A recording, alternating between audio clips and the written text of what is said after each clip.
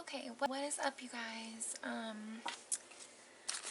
Don't mind my hair. It's a little disheveled, disheveled, is that a word? And obviously there's a mess behind me. I'm trying to tidy it up, but there's just so much I want to talk about. And there's just like lots and lots to go through. But I just want to like make eye contact with you and simply tell you that I have a story to share, a very long story, so it's gonna come out as we move through some things, but this channel is all about recovering from addiction. It could be many types of addiction, because you can always reword it so that it's, let me take this out of my ear so I can hear myself. You can kind of, let me just show you.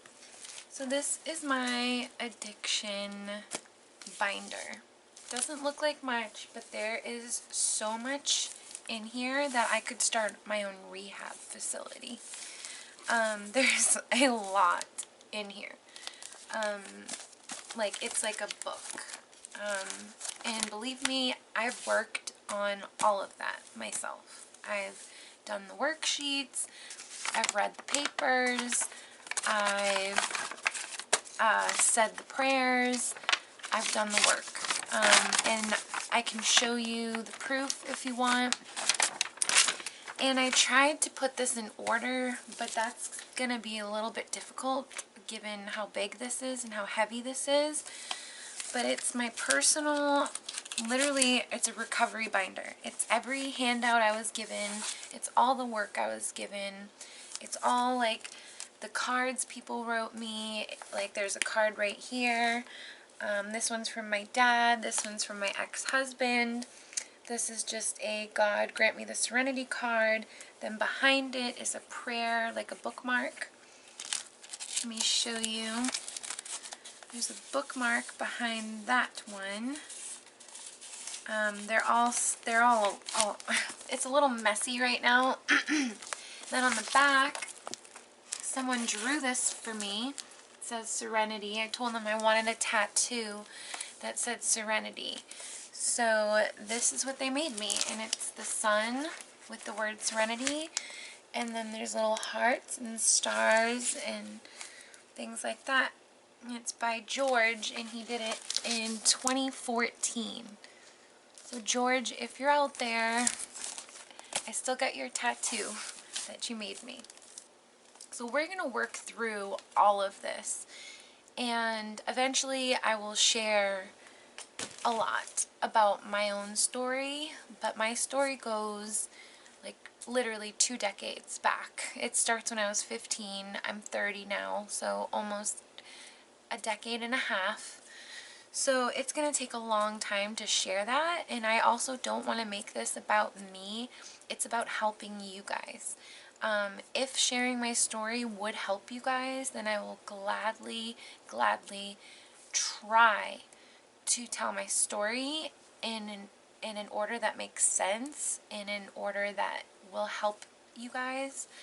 But I have a lot of trouble sharing my story because there's so many details and so much that happened at once. Like I could think of one word in my head that's like 1 or 2 or a couple syllables, and it's like an entire chapter of just a quarter of my, like not even a quarter of a year in my life, and it's an entire chapter, and you know that's just one part of 1 year, and there's 15 years. So if you can only imagine that being a book, it would be a couple sequels. It would be a series for sure. So right now, I don't know where you are in your recovery, if you're struggling at all, but one of the first things I remember getting is this Paws, post-acute withdrawal symptom. So this is also for people who may have not fallen into addiction. because it can teach you, this will teach you why not to go down that path. If anything, you can learn from me or us, or those people can learn from us who have gone down that path. Don't mind this mess. I really can't. But I hope none of this is distracting. Like, I just got like a lot of stuff in front of me, and I'll show you eventually, but I just want to get to the worksheets so that I can start helping you guys. And it's not going to be in the most perfect order. I might skip around a bit, but I'm sure you're not going to be watching my videos in order anyways, so I'm just gonna do this, if not for me, for you. I remember one time I made a channel and I read a few paragraphs from the big book just to the camera. I just read it to the camera, and it helped quite a few people. It has at least 40 something likes. So if reading the big book will help you guys, I'll just read the big book. But I find that everything in this book is so important to your recovery, and I was able to recover for 6 years on my own, without meetings, without relapsing, all of it. So I think something in here struck a chord in me, and you're going to be really shocked by what's in here. There's a lot of fun, crazy things you're going to be interested in. So this is just one worksheet we're going to begin with. It's post-acute withdrawal symptoms. So number 1 is inability to think clearly.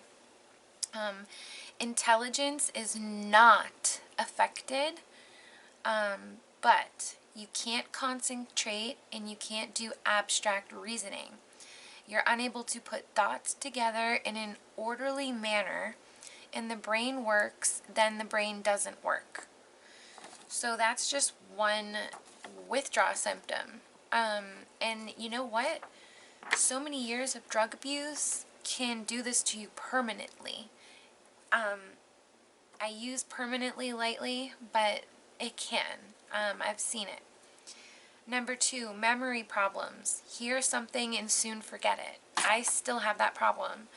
I forget things 2 hours after they happened. I had a conversation with my counselor earlier, and I was trying to relay the message to someone because I was really happy with how it went, and I couldn't, it was just hard to elaborate the conversation that I had with my counselor.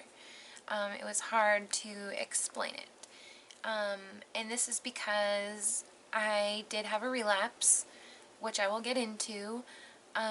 So I'm having some of these withdrawal symptoms as we speak. So I am with you. I had 6 years of sobriety. September 8th, 2014 was my sobriety date.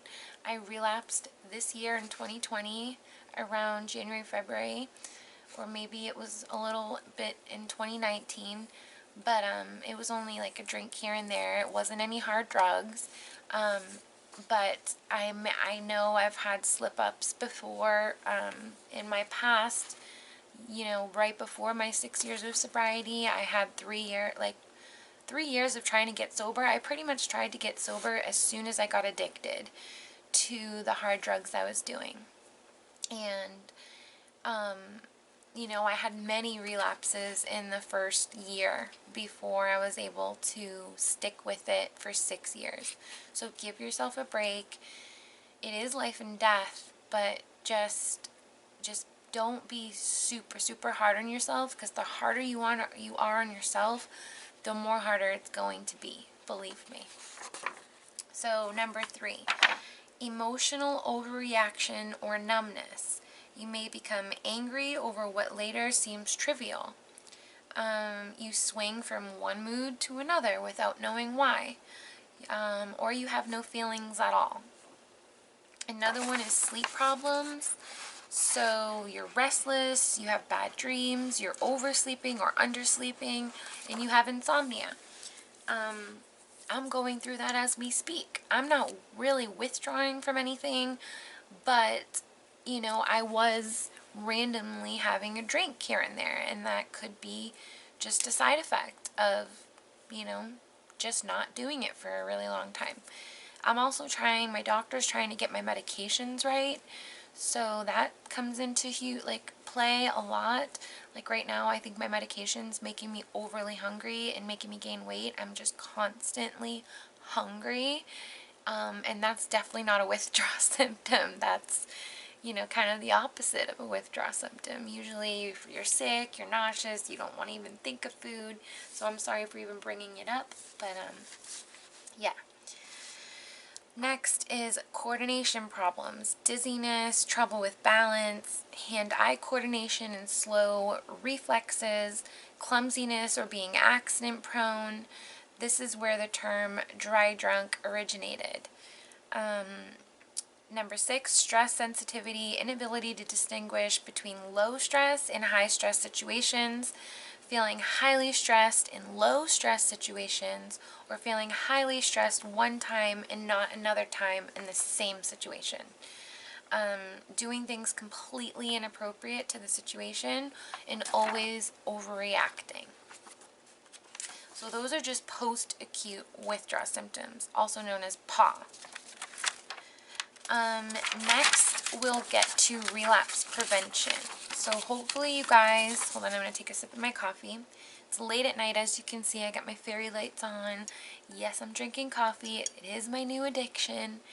Excuse me, I could be withdrawing from coffee, to be honest. I haven't had much coffee. I've had tons of energy drinks, though. So I'm ready to go. I might actually be talking here for quite a while, and then I'm going to edit this video and be like, yeah, Taryn, you look a mess. Okay, so relapse prevention, post-acute withdrawal syndrome. Okay, post-acute withdrawal is a group of symptoms of an addiction disease that occur as a result of abstinence from the addiction. They do persist in recovery. PAW symptoms include thought process impairments of the mind racing, inability to think clearly or concentrate, short attention span, periods of confusion, unable to set priorities, emotional overreaction or numbness, memory problems, blah, blah, blah. We kind of sleep disturbance, stress sensitivity. What causes that is hyperaugmentation, cortical brain damage, and poor coping skills. I cannot tell you that the biggest one that stands out from that, the causes of PAWS, is poor coping skills. You got to have coping skills. I don't care if it's reading your favorite book over and over, or playing on your phone and doing like a game or an activity in your phone of some sort, playing on Instagram, anything to get your mind off it. One of my biggest coping skills was change your mind, change your thought, change an action. So as soon as your mind is set on alcohol or drugs and you're like, I'm going to obsess over getting this drug, change your mind, change your thought, and then change an action. So stop what you're doing. Do something different. Maybe play dress up. Like, that's one of my coping skills. I have this really pretty dress right here. And believe me, it doesn't look good on me for some reason, so I think I'm going to put it on my Poshmark and try to sell it. It's an extra large. It doesn't look it. It's a little bit big on me, so I'm thinking about selling it on my Poshmark. But playing dress up is just a coping skill. It gets my mind off it. It makes me feel good.